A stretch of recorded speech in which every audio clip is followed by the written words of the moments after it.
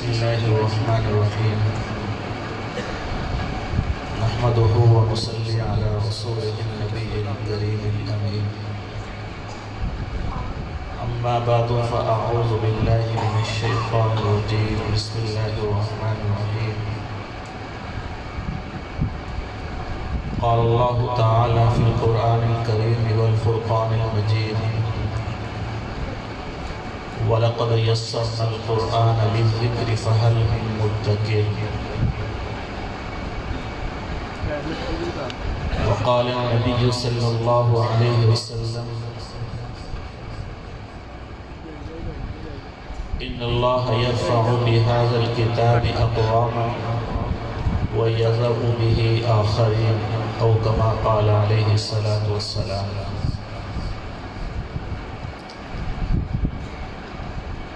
میرے انتہائی واجب الاحترام میرے بزرگوں، بھائیوں، دوستوں اور ساتھیوں،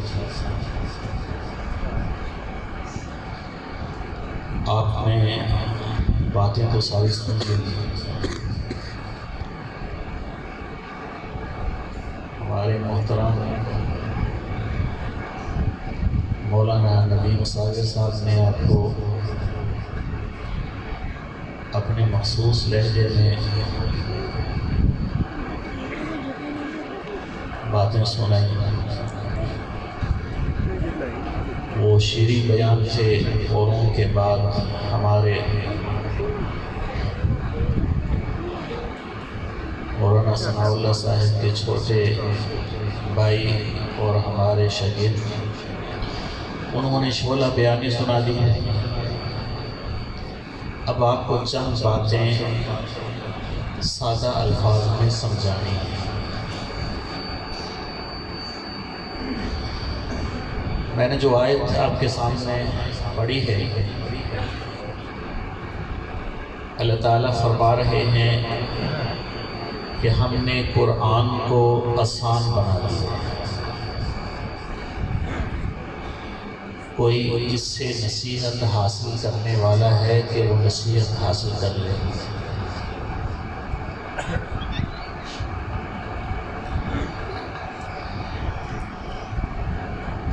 آج یہ بات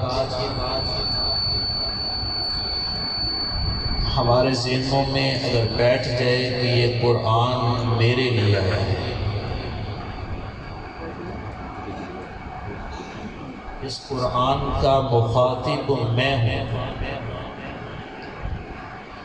اس قرآن کا مخاطب روئے زمین کا ہر انسان ہے۔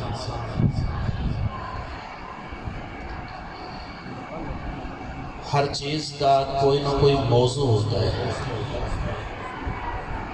آپ یہاں تشریف لائے، جی کہاں جا رہے ہو؟ مسجد عثمانیہ جا رہا ہوں۔ وہاں کیا ہے؟ وہاں جی ایک پروگرام ہے، اس کا موضوع اور عنوان کیا ہے؟ موضوع اور عنوان فضائل قرآن۔ آپ کو بات سمجھ میں آ گئی کہ وہاں جمع ہونے کا مقصد کیا ہے؟ قرآن کی فضیلت بیان کرنا۔ اللہ تعالیٰ نے اپنی کتاب، جسے ہم کلام اللہ کہتے ہیں، یہ ہمیں عطا فرمائی۔ اس کا موضوع کیا ہے؟ اس کا موضوع انسان ہے، اس کا موضوع میں ہوں، اس کا موضوع آپ ہو، اس کا موضوع کائنات کا ہر انسان ہے۔ وہ فقیر ہے تو اسے بھی قرآن مخاطب کر رہا ہے، وہ امیر ہے تو وہ بھی قرآن کا مخاطب ہے، وہ بادشاہ ہے، وہ فقیر ہے، وہ زمانے کا امام ہے، وہ مالدار ہے، وہ تاج و تخت پہ بیٹھا ہوا انسان ہے، وہ مرد ہے، وہ عورت ہے، وہ مشرق میں رہنے والا ہے، وہ مغرب میں رہنے والا ہے، شمال و جنوب سے اس کا تعلق ہے، اس کا رنگ سفید ہے، اس کا رنگ کالا ہے، وہ پڑھا لکھا ہے، وہ ان پڑھ ہے، وہ جاہل ہے، وہ عالم ہے، وہ انسان جس شکل کے اندر جس حیثیت میں ہے، قرآن اس سے خطاب کر رہا ہے۔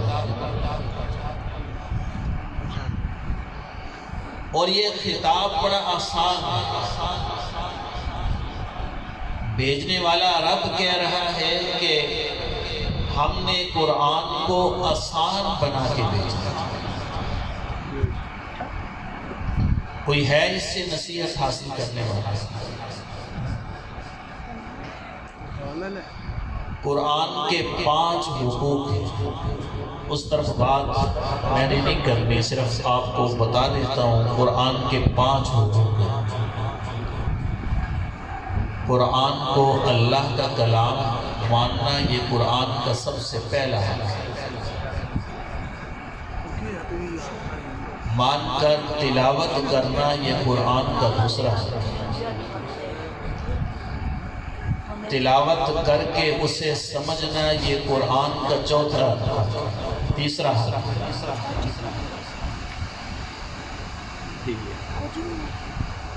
مان لیا، تلاوت کر لی، سمجھ لیا، قرآن کا چوتھا حق اس پہ عمل کرنا، اور 5واں قرآن کا حق اسے آگے پھیلانا ہے، اس کی دعوت دینا۔ میرے بھائیوں، ایک ایسا گناہ ہے جس میں ہم سب شریک ہیں۔ قرآن کو ہم نے مانا ہے، قرآن کی ہم نے تلاوت کی ہے، کیا قرآن کو ہم نے سمجھا بھی ہے کہ قرآن کیا کہہ رہا ہے؟ وہ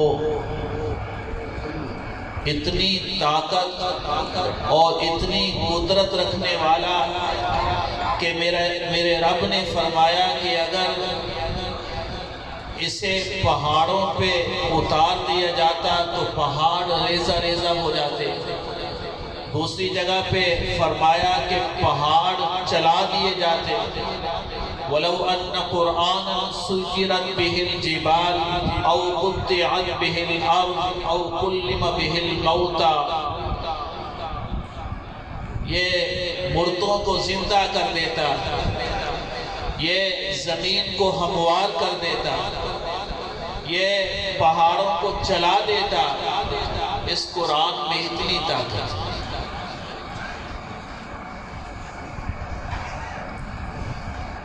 ابھی بتایا گیا، سنایا گیا کہ جو بکریاں چرانے والے تھے وہ امام بن گئے قرآن کی وجہ سے۔ آج میں اور آپ غور کریں کہ قرآن موجود ہے، ہم کیوں ذلیل رسوا پریشان ہیں؟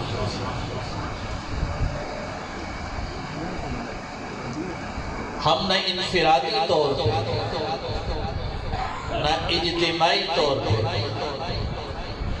آج عزت اور بلندی کے مقام پہ میں اور آپ اپنے گریبان میں جان کے دیکھیں،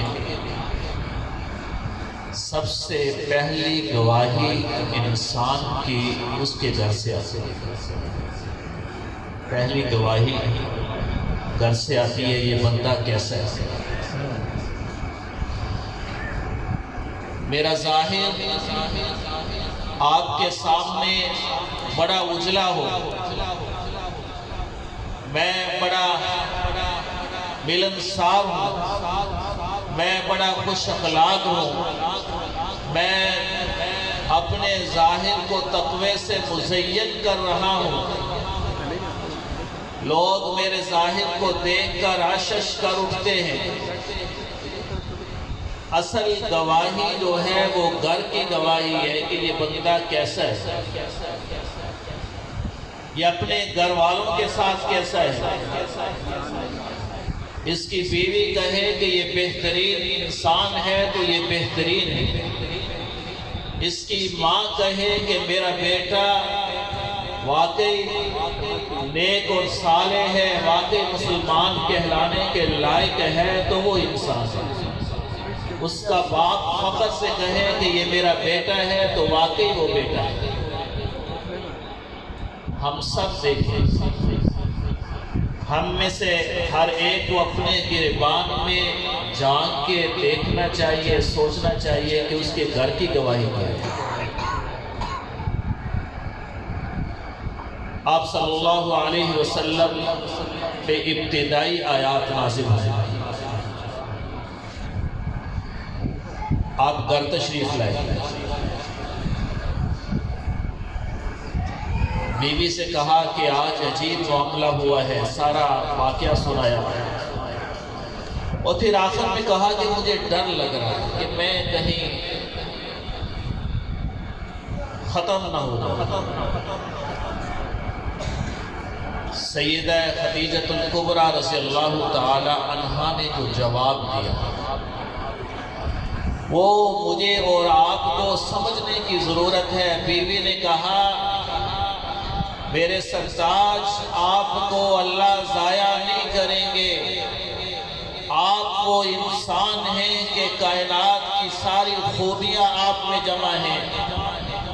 اِنَّكَ لَتَصِلُ الرَّحِمِ، آپ تو صلہ رحمی کرنے والے ہیں۔ وَتُقْسِبُ الْمَعْدُومِ، جن کا کوئی آسرا نہیں ہے آپ ان کے لیے آسرا ہیں۔ وَتُقْرِمُ الضَّيْفَ، مہمانوں کا اکرام کرنے والے ہیں۔ وَتُعِينُ عَلَى نَوَائِبِ الْحَقِّ، کوئی پریشانی آ جائے قوم، معاشرے، خاندان کو آپ سب سے آگے نظر آتے ہیں۔ آپ جیسے انسان کو اللہ ضائع نہیں کریں گے۔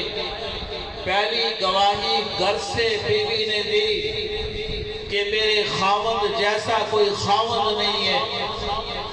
آپ علیہ السلام نے کوہ صفا پہ کھڑے ہو کے اپنی پچھلی 40 سال کی زندگی کو دلیل بنا کے کہا تھا، بتاؤ میں صادق ہوں یا نہیں ہوں، بتاؤ میری امانت تمہارے سامنے ہے یا نہیں ہے، کبھی زبان سے تم نے جھوٹ سنا ہے؟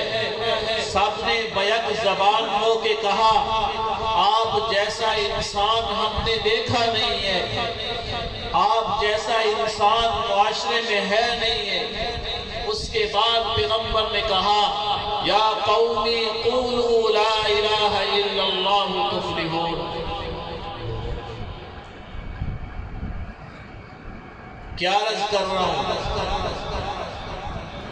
ہم نے قرآن کو سمجھا نہیں، ہم نے اپنے ظاہر کو صحیح کرنے کی کوشش کی ہے، اپنے باطن کو صحیح نہیں کیا۔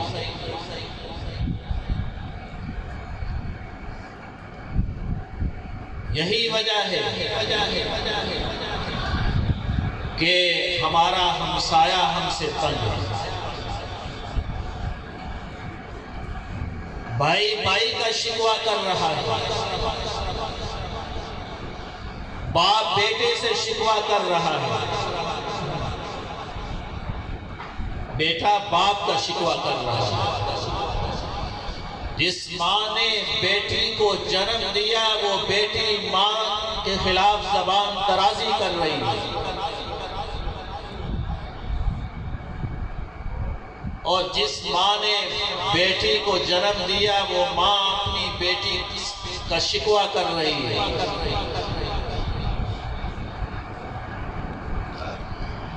یہ کیسے ہم مسلمان ہیں؟ ہاتھ میں تسبیح پکڑ کے داڑھی اور پگڑی پہن کر بھی لوگ ہم پہ اب اعتبار کرنے کے لیے تیار ہیں۔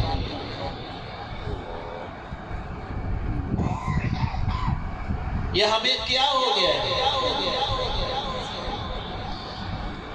کہ وہ مسلمان جس کی زبان جس کا ظاہر دیکھ کے لوگ کلمہ پڑھ لیتے تھے، آج وہ اسلام کی راہ میں سب سے بڑی رکاوٹ ہے۔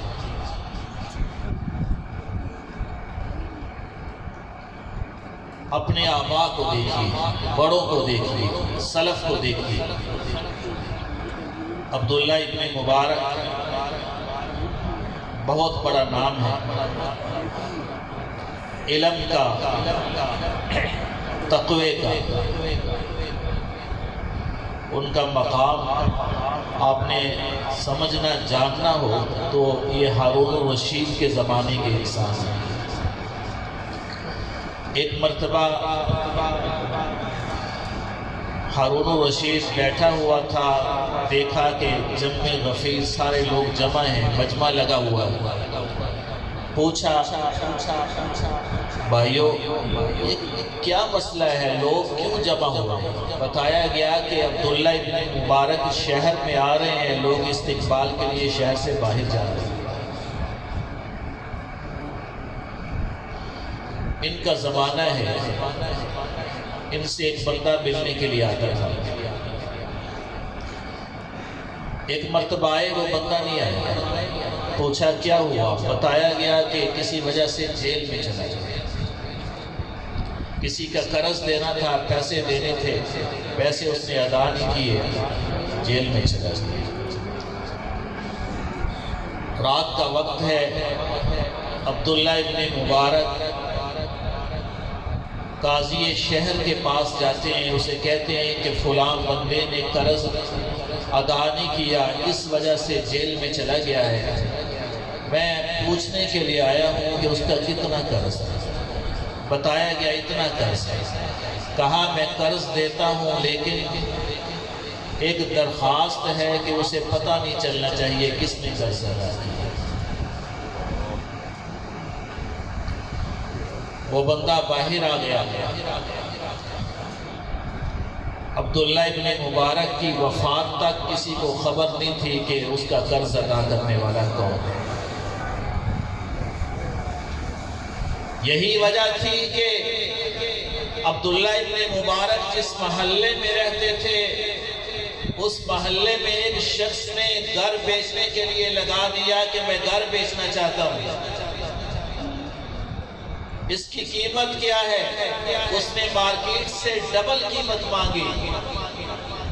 لوگوں نے کہا جناب آپ کا مکان تو 5 لاکھ کا ہے، 10 لاکھ مانگ رہے۔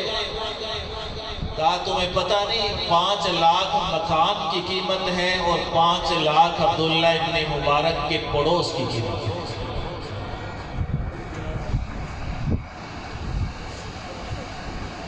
میں اپنے گریبان میں جا کے دیکھوں کہ میرے ساتھ رہنے والا میرا پڑوسی کیا میرے لیے دعا کر رہا ہے یا میرے لیے بد دعا کر رہا ہے، وہ مجھ سے خوش ہے یا ناراض ہے۔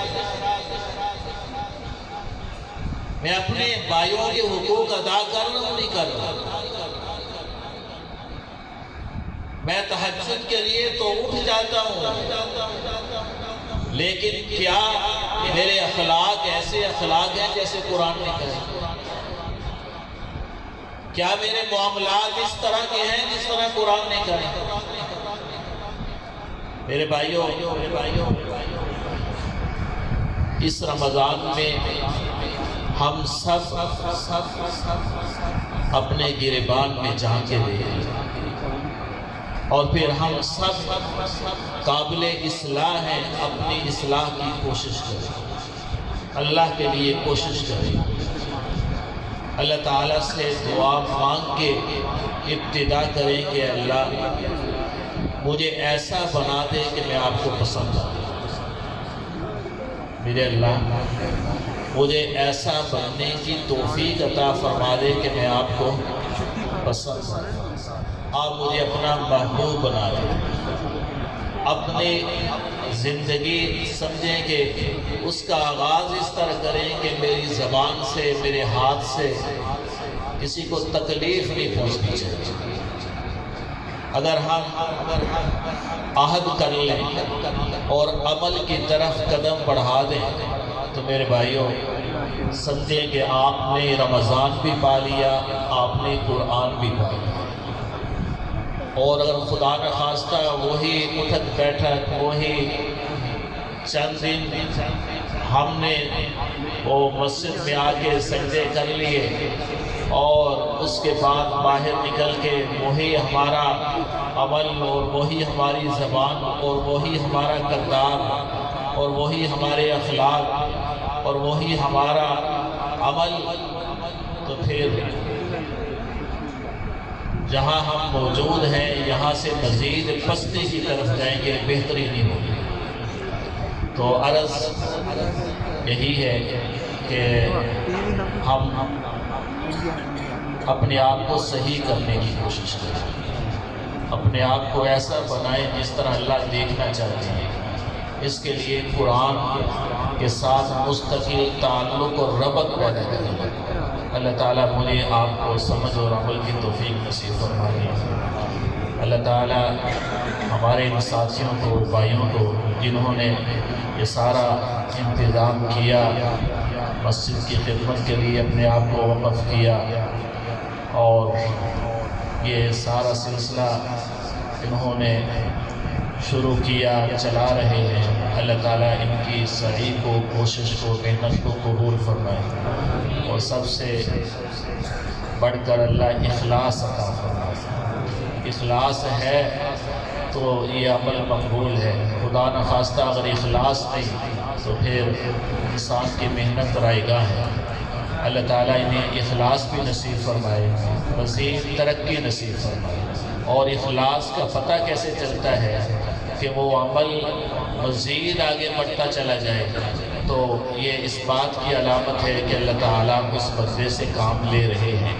تو اللہ تعالیٰ ہمارے ان ساتھیوں کو، مولانا ثناء اللہ صاحب کو اور ان کے رفقاء کو مزید ہمت عطا فرمائے، ان کی کاوشوں اور کوششوں کو قبول فرمائے، اور ہمیں اس طرح کا رمضان عطا فرما دے اللہ تعالیٰ، اس طرح کا قرآن کا ذوق عطا فرما دے کہ ہماری زندگی تبدیل ہو جائے، اس میں مثبت تبدیلیاں آ جائیں، اور یہ تبدیلیاں ہمیں آخر کار اللہ کا محبوب بنا کر جنت میں لے جائیں۔